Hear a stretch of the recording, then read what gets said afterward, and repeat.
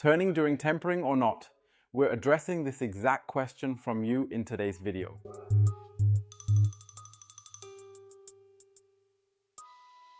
Happy to have you back on our Kaffeemacher YouTube channel. We often receive such great questions from you. One of these, which we always look at really intensively alongside participants in our home barista courses, is when you tamp, you should make sure to don't turn simultaneously when you press the coffee down firmly with the tamper. There's a specific reason for that.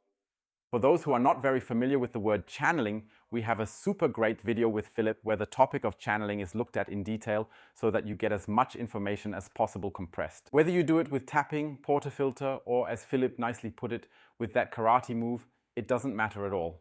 Then comes the crucial step of tamping.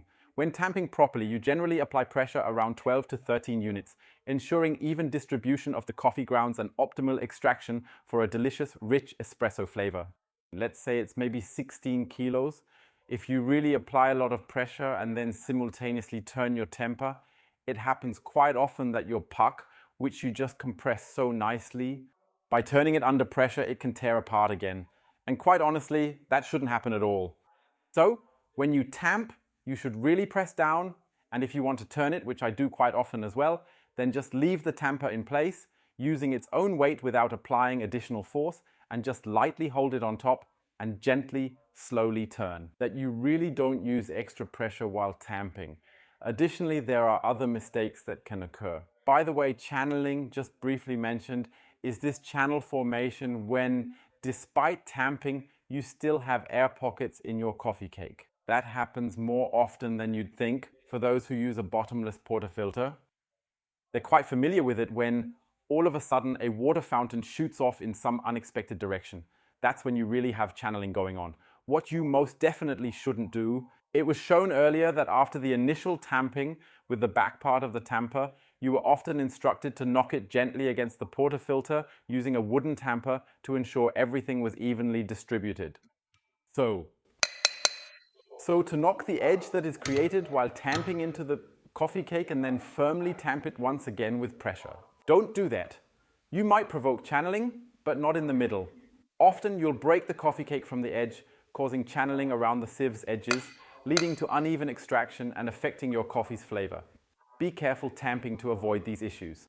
Stop the forceful tapping, just temp steadily downward and you're done, ensuring a smoother, more balanced coffee extraction. What is also important, don't put too much focus on the tamping force. Like I said before, you're going to be tamping, if you're doing it lightly, with about 10 kilos. Let's say 15 kilos if you really apply a lot of pressure. I once had it calculated how many kilos you're applying when you extract, which greatly improved our understanding of the process. That means the pump generates around 9 bars of pressure, and that's with the portafilter being approximately 58 millimeters in diameter. I then received a number. That's roughly 250 kilos exerted on this small area using this pump at 9 bars of pressure, ensuring consistently optimal results each time. That definitely puts your weight somewhere around 10 to 12 kilos into a completely different perspective. Try to maintain consistency and above all, try to stay absolutely straight.